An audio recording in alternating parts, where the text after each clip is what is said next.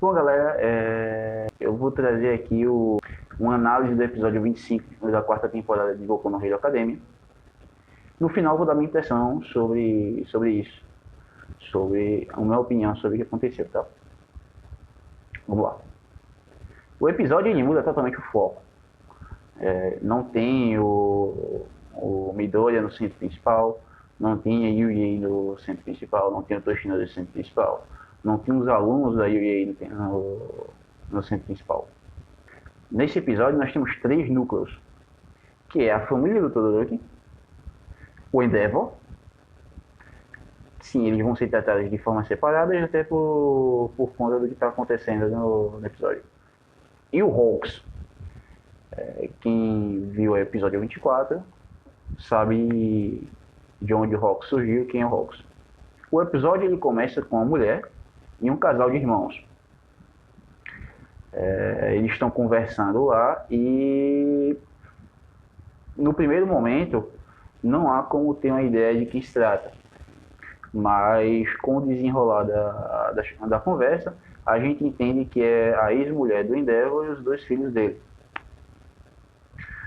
E no meio da conversa a gente percebe que existe um ódio muito grande por parte dos filhos com o Endeavor. A gente sabe que ele não, quem acompanha o anime, a gente sabe que ele não é um pai exemplar, né? Durante a conversa, a mãe do Todoroki deixa a entender que o Endeavor nunca abandonou. Um dos motivos do ódio dos filhos com o Endeavor é que, além de tudo que aconteceu, ele teria abandonado a mãe deles. Sendo que, quando a câmera ela muda o foco da visão, a gente vê um jarro de flores e ela revela que aquelas flores eram as flores que era o tipo de flor que o Endeavor tinha dado a ela quando eles estavam ali no início do relacionamento. Então, deixa a entender que ele a visitava no hospital. Ele não tinha abandonado ela. A abertura da temporada. Eu não consegui gostar. Se você está reclamando da abertura agora, que a temporada está acabando. Sim, o canal foi lançado agora, só tive como reclamar em público agora. Então, não gostei. Agora nós vamos para o Endeavor, que se encontra lutando lá contra o Nomo, que tem consciência. Ele se regenera e fala. Inclusive, ele tira muito com a cara do Endeavor, chama ele de fraco, perguntando se alguém pode ajudar ele, porque o Endeavor não consegue dar conta. E o Endeavor está ali, de forma estratégica, tentando capturar o Nomo, até porque ele quer interrogar. Porque é um Nomo que ele fala, que ele se comunica, ele tem instinto, é diferente dos Nomos que nós vimos lá, que surgiu com a união dos vilões lá. Esse Nomo ele é totalmente diferente. E aí o Endeavor ele se vê limitado por 2 questões. Ele está lutando ali no nível dos prédios, e isso pode acabar vindo a afetar os civis, e ele precisa capturar o Nomo para estudar ele, para ver como é que ele foi feito, porque é um Nomo diferente dos outros. Então isso meio que limitou ele em muita coisa. Agora, a gente tem que falar sobre o Hawks, tá? Porque a individualidade desse Hawks, ela é muito roubada, cara. Ela é roubada pra caralho. O cara manipula as penas de forma individual, ou seja, se ele tem 1 bilhão de penas, ele pode manipular os 1 bilhão de penas de forma individual. Ele tem percepção dos lugares onde estão as penas, ou seja, se ele tem 1 bilhão de penas e 1 bilhão de casas, ele consegue ver o ambiente das 1 bilhão de casas. É complicado pra caralho essa individualidade dele. Elas podem endurecer e flexibilizar. Elas têm uma força colossal. E ele pode usar elas como facas e espadas, ou seja, puta que pariu essa individualidade do Hawks, hein? Durante o episódio a gente pode ver uma relação ali entre o Hawks e o Endeavor, que é quase aquela mesma relação do Midoriya com Toshinori. A única diferença é que o Endeavor ele é mais velho, o Hawks ele é mais velho, ele é do top 10 o herói número 4, Então a gente vê ali o Rox o tempo todo corrigindo o Endeavor, porque a gente sabe que o Endeavor é aquele tipo de cara que ele resolve tudo na porrada. Então ele não tem muito senso das coisas. Apesar do que ele demonstra ali uma grande perícia em combate, mas o senso dele é muito foda-se, né? Então o Hawks ele fica funcionando ali como uma consciência do Endeavor, né? No meio da luta, como se não ficasse complicado o suficiente, o Nomo ele expele filhotes, né? Alguns filhotes. E como se não bastasse o Nomo tá solando o Endeavor no pau, porque sim, tudo que o Endeavor fazia pro Nomo era inútil, né? Ele ficava dizendo que era aquilo muito fraco, que você é o mais forte. Fica naquela questão de também do Endeavor não poder dar tudo que ele tem, porque eles estão ali no nível ali das pessoas, então alguém vai acabar se lascando. A gente tem que levar em consideração que, ao contrário do Toshinori, a individualidade do Endeavor é de chamas. Então tudo que ele fizesse, ele podia afetar alguém com temperatura ali. Então ficou muito complicado pro Endeavor essa batalha. E o que não fugiu o controle porque alguns heróis figurantes ali apareceram para lutar contra os mini-gnomos.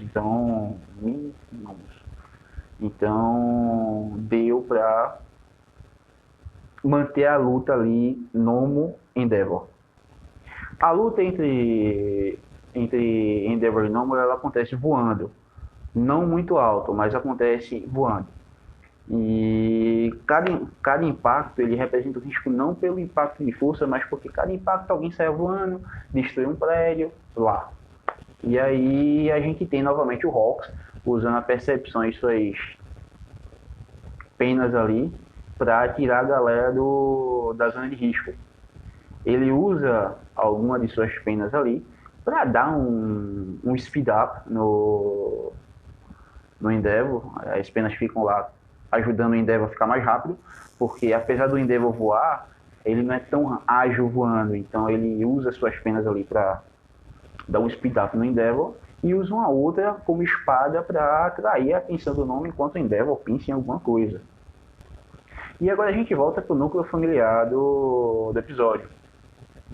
O Nomo se torna tão perigoso quanto o Nomo que Toshinori lutou lá no centro especial da UEA. E teve lá...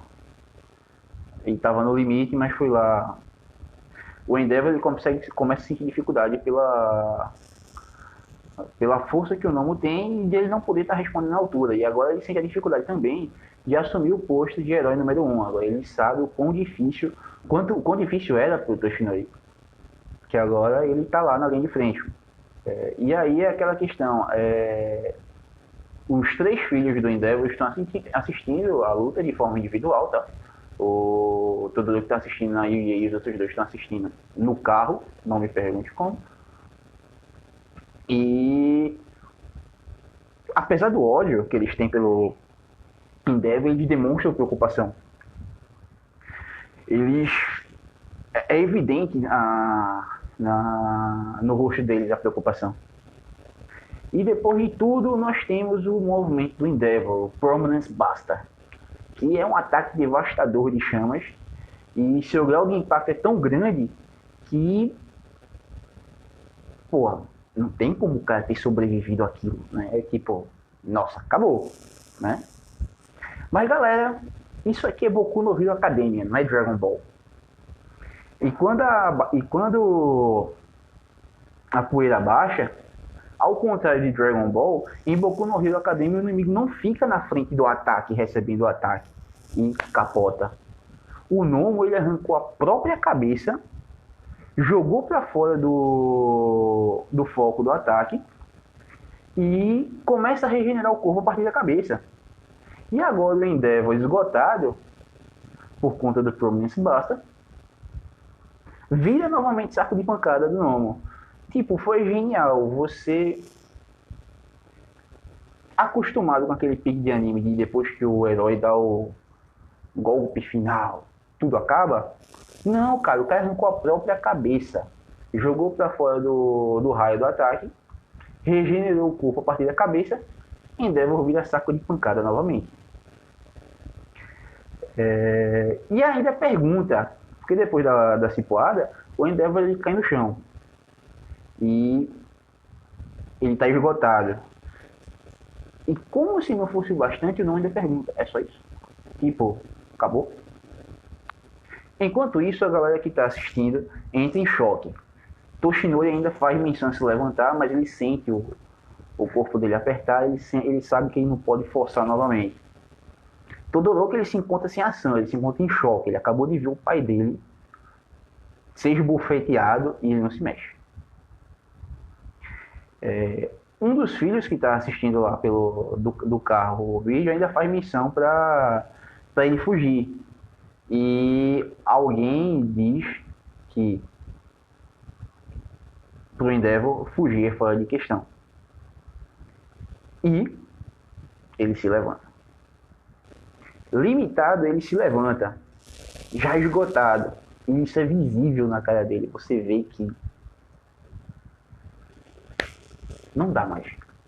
E o povo se pergunta, vai dar para ele? Ele realmente vai conseguir?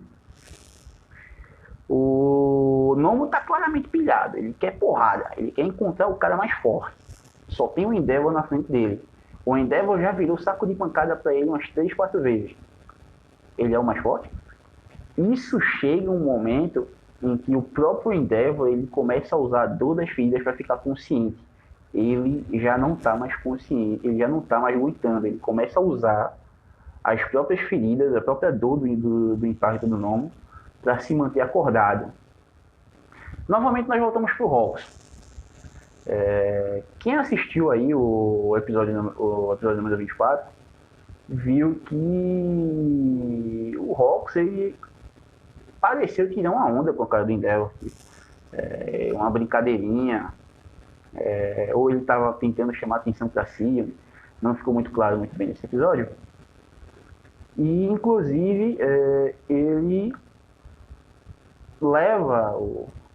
sai com o Endeavor para trocar uma ideia e meio que a intenção que dá a entender o episódio é que ele queria que o Endeavor passasse vergonha. Mas isso foi importante para o Endeavor porque o Endeavor viu o Hawks, ele era muito conhecido no povo, ajudava muita gente, a velhinha atravessar a rua, pegava o gatinho de cima da árvore. E a gente viu o contraste do Hawks, que era muito querido, pro Endeavor, que causava medo no público. E o Endeavor percebeu isso. Percebeu isso a tempo de corrigir. Inclusive, em um dos momentos, mostra o Hawks pequeno, olhando pro Endeavor, e ele faz, cara, como você pode ser tão desajeitado? E ele reconheceu o esforço do Endeavor para atingir lá o número 1, para tentar atingir o Toshinori, para chegar no herói número 1. Agora a gente volta pro Endeavor novamente. E o Nomo ele já perdeu a racionalidade, agora ele quer porrada por porrada. Ele não está mais pensando estrategicamente, porque durante toda a luta a gente viu ali o Nomo ele agindo estrategicamente. Aonde bater, como counterar o Endeavor. Tipo, o Nomo ele estava um estrategista de luta, ele virou um artista marcial. E agora ele simplesmente quer bater por bater, ele está sedento de sangue, ele quer porrada. A realidade é essa. Tá? Tem aquele momento da trocação de golpes e o Endeavor ele fica muito reflexivo, porque agora ele entende o que é ser o número 1, agora ele entende ao que limite ele teria que atingir para chegar na altura do Toshinori. E foi um dos momentos que me deixou mais empolgado e foi um movimento de desespero do Endeavor, mas ele se mostrou calmo. E foi algo que me deixou muito empolgado com o anime, que o Endeavor, ele olha pro nome e faz: eu sempre odiei o lema dessa escola, Plus Ultra Prominence Basta. E bicho, foi muito do caralho, véio, foi muito do caralho. Porque foi um ponto que lembraram a luta do Toshinori contra o All For One. Tem toda aquela questão do o nível de luta. Você viu ali que, apesar de ser um desnível muito grande, o All For One ainda está vivo, mas a gente viu ali que o Endeavor foi com tudo.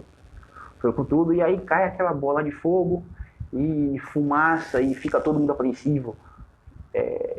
Será que foi dessa vez? Será que deu pra derrubar o cara?